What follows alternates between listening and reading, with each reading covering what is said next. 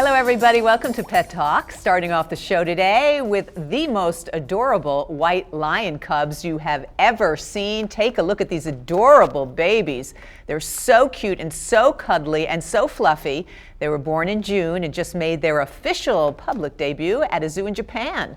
Thousands of people turned out to take a sneak peek. The cubs weigh about 6 pounds each now. 3 female South African lions gave birth to a total of 7 cubs. Look at them, they look like lambs. The news is especially wonderful considering there are only about 300 white lions in existence. The majority of these fair-furred cats reside in zoos around the world. So fabulous, and so is this gal. Look at her butt. If you see closely, you can see that the gorgeous Mia is sporting a glitter tattoo. So divine and so trendy, but don't worry, it's only temporary. Let's find out more from celebrity dog groomer and pet stylist Jorge Bendersky, here with the beautiful, beautiful Mia, who is a puggle, and also next to him is Caesar. Aww.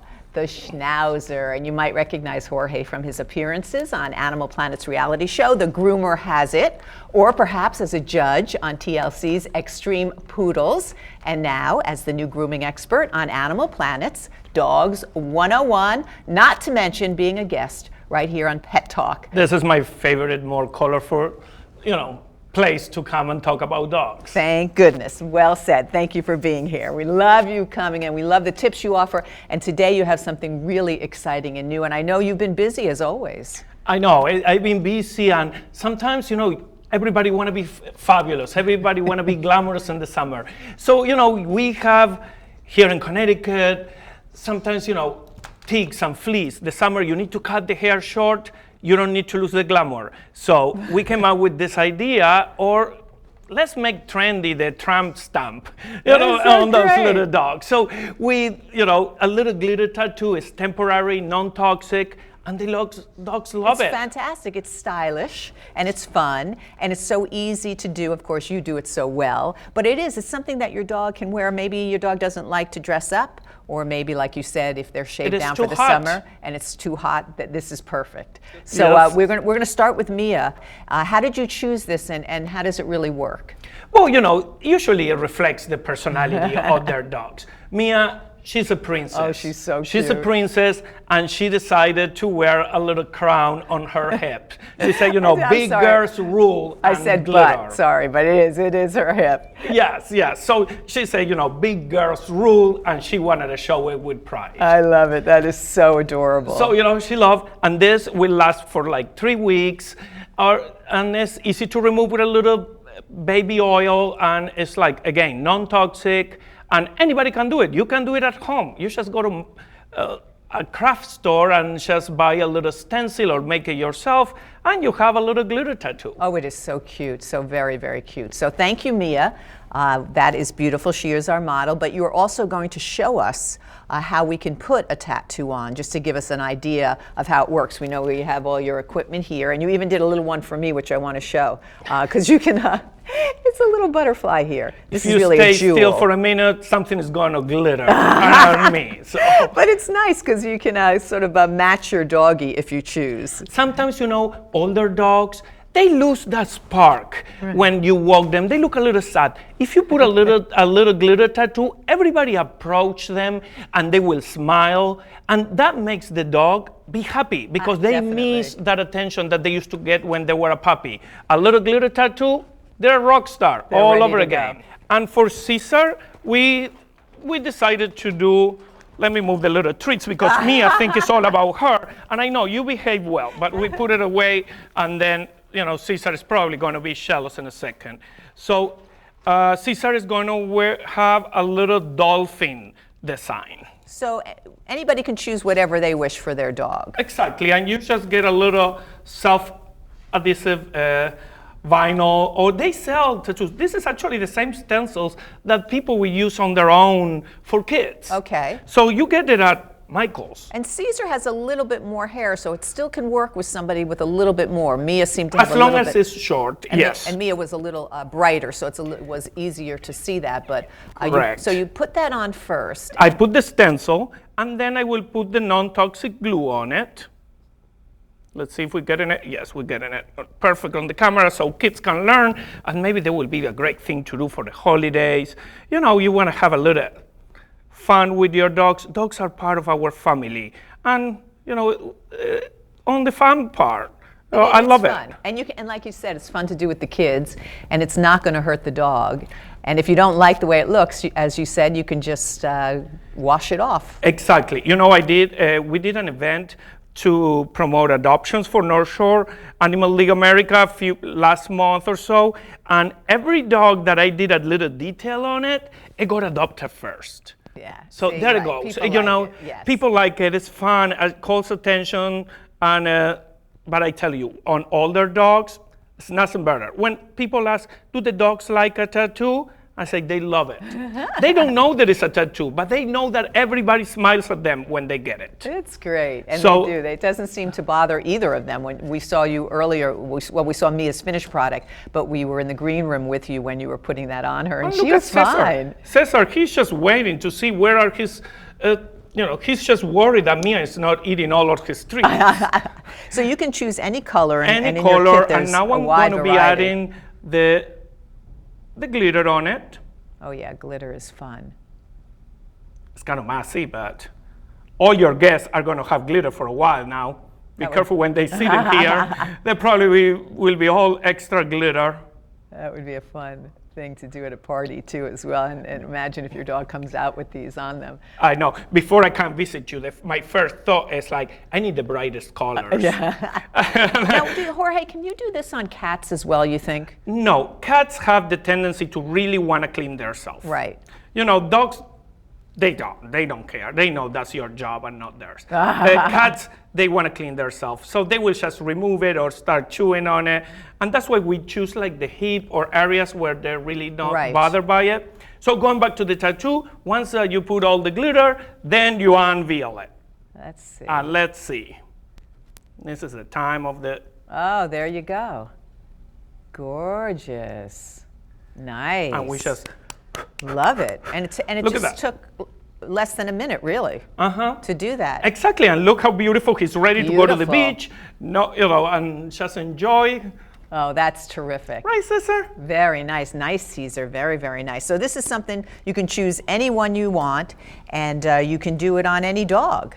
And any dog with short hair, and you can match it. You can get yourself one, and then have one with your And dog. you have some already. I have mine. Mine, But they those don't are go real. away. But, I love the attention that I get from it. So There you I go. figure the dogs love it too. Right. Again, these are not real on our doggies. Yeah. So let's see. You've been busy lately. I know you were in Miami with Kiki, who we have showed some of her fashions on our show. You're always giving back in different rescue events. You're always everywhere. Yes, in Miami we were with a rescue pit bull that Kiki Haman had rescued, and she was beautiful. And we wanted to show that, pit bulls are some lovable, Love it. and they deserve some glamour and some good Absolutely. homes. So we showed that. I think the dog was Gloria. And yes, I'm all over. I love to give back. I love to call attention, and dogs are a part of our family. Absolutely. So it's good to know how to better take care of them and how to have fun with them. And it's great you're so passionate. Because Give we us a always couple add of- some grooming tips. Yeah, I'm not that's what going we to want. come here without giving you some summer grooming tips. Good. Remember, it's good if you want to cut your dog hair short, that's fine. But Okay. remember, don't do it the day before you go to the beach, because the skin is not used to being exposed to the sun. So it's better to do it like a week or so before. Go to the pet store and get some dog animal special sunscreen, because Okay, the that's a human good one. sunscreen is toxic. You can use the baby one for babies, Right. natural, like to put on their ears, on their nose, and on their bellies. Because if you go into the beach or the hot concrete, the sun will reflect and will get on their belly. So that is That's important, very Then important. brushing your dog.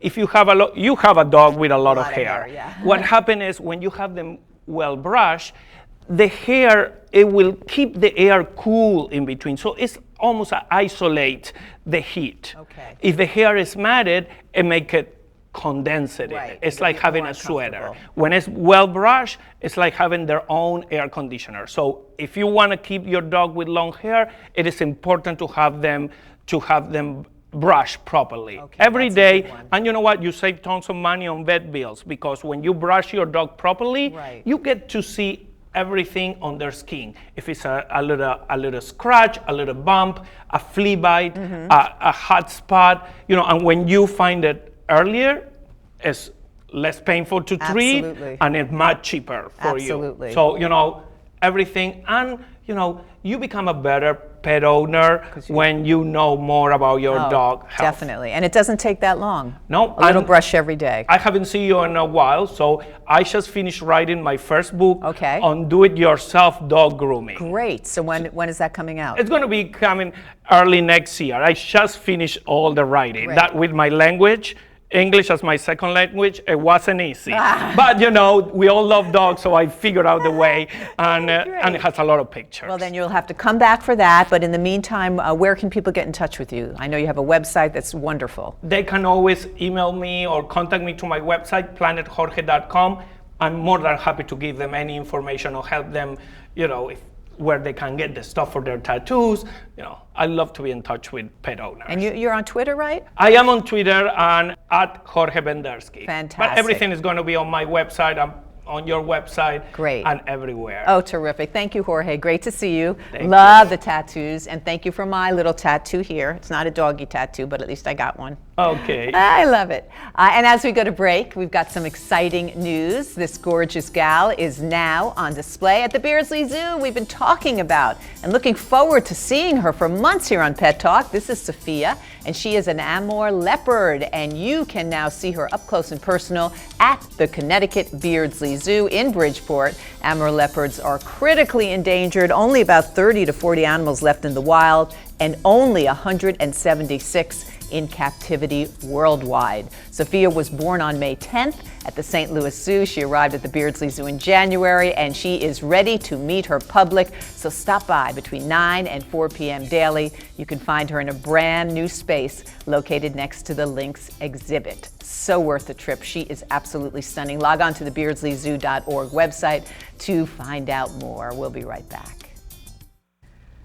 Welcome back to Pet Talk. Check out these precious, oh so incredibly rare panda babies. They're twins, born to mom Lun Lun at a zoo in Atlanta. The zookeepers there knew she was having one cub because they could see it on an ultrasound, but they had no idea there was a second panda baby on the way until 2 minutes after giving birth to the first cub, a second one appeared. What a wonderful surprise. This is the first time twin pandas have been born at the zoo, and the first giant pandas to be born this year in the United States, and the first twins to be born in this country since 1987. No word yet on if they are girls or boys, but together at birth, the babies weigh just 8.6 ounces. The babies will make their public debut in November. For more information, log on to zooatlanta.com.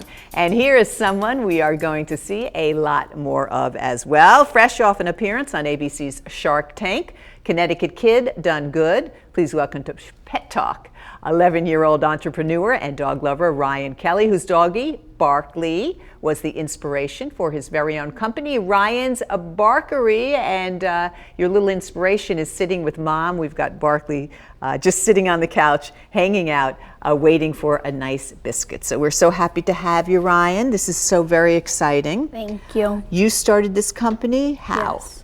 I was 10 years old by the time, and I'd always had a thing for business. We've always been selling lemonade on the street and Halloween candy on the bus, but it didn't really bring in a lot of business.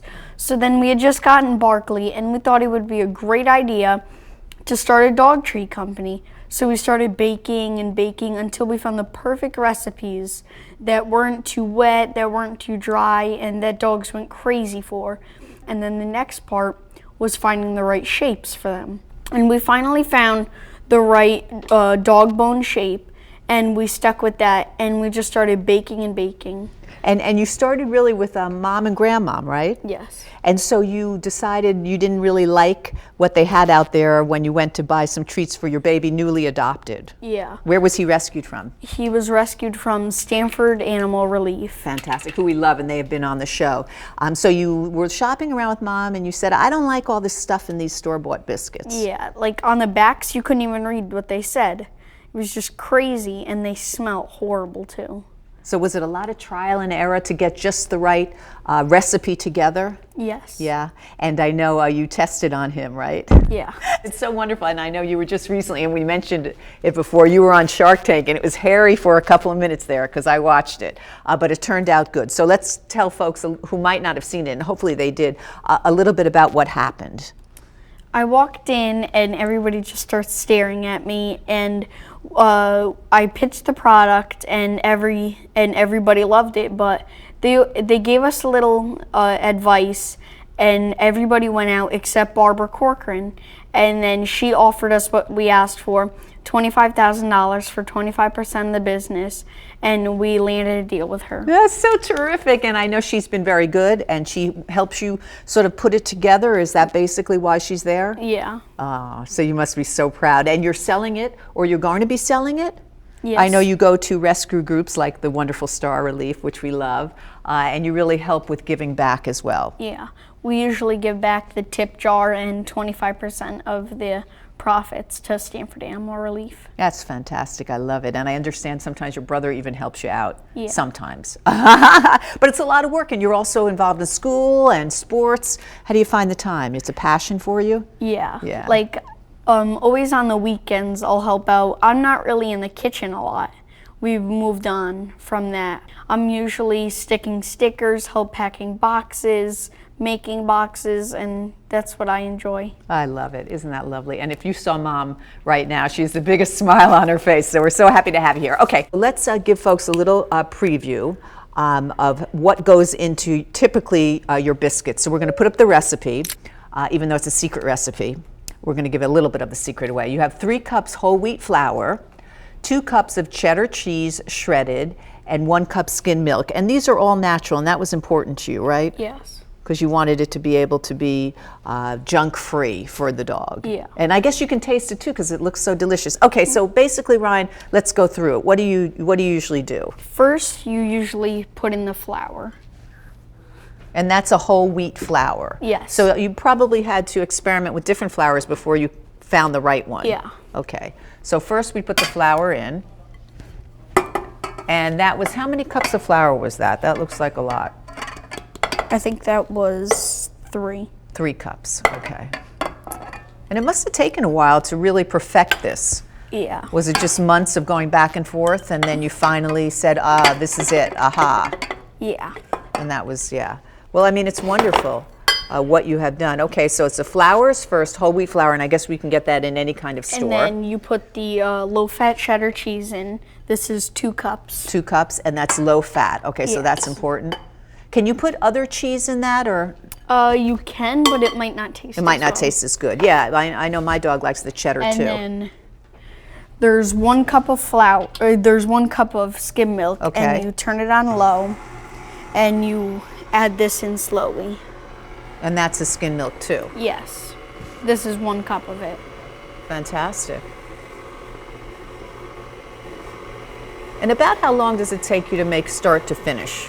About 25 minutes. That's not that bad, yeah. Now, let me ask you, because I know you talked about the packaging and that took a while. You just wanted to get the perfect packaging and also the perfect shape of the biscuits. Yeah. And that was important, you say? Yeah. At first we had little cellophane bags with labels on them, but those weren't really good. So then it was really trial and error. Yeah. Oh, there we go. So we mix it up, and let's just show everybody what we've got there. Maybe we can put a little out here just to show. There you go. And it's nice and fresh. I love that, and I love that it's all natural. And you can make it different sizes. I mean, basically you do the smaller one. Do you think you'll expand for maybe a little bit bigger for a bigger dog, or they can just have more cookies? Yeah, they can have more cookies. Mine would have to have about 10 of those. And then you roll it out. Yeah, at first you have to work with it so it's not as sticky. Does it go into the refrigerator or? No. No, so you just go from mixing bowl to your dough. Did you enjoy the part with the cooking, or are you saying you're enjoying the business side a little better? Yeah, I'm enjoying the business. The business, a little yeah. better. And good for you. Did you think that this would grow into what it has become? Mm-hmm. Yeah? Well, that's a good. Now, what is this? This is, I'm just going to put some flour so it's not as... Okay, so it's not sticky as much, yeah. Very nice. So we roll it out. Yeah, that's a little bit better. Okay, and then you get your roller. That's TV for you. I'll push that out a little more. Nice. So it's not too thick and not too thin. It's really just right. Yeah. And you say Barbara has been hands-on ever since the Shark Tank? Yeah. You must have learned a lot, yeah. A lot. Emails, like every single day. That is so great. Okay, so that would be the dough. Oops. It looks like a little pizza there. I got a little messed up. That's all right. We just want to give folks a feel. And then you would use this and take them out? No, you would actually go to this roller then. Okay. Because this one is measured. Oh, okay. Oh, that's much smoother there, yeah. Nice. And then I have a little problem with the cookie cutter, so I would tape a chopstick on. Oh, nice. That's a good hint.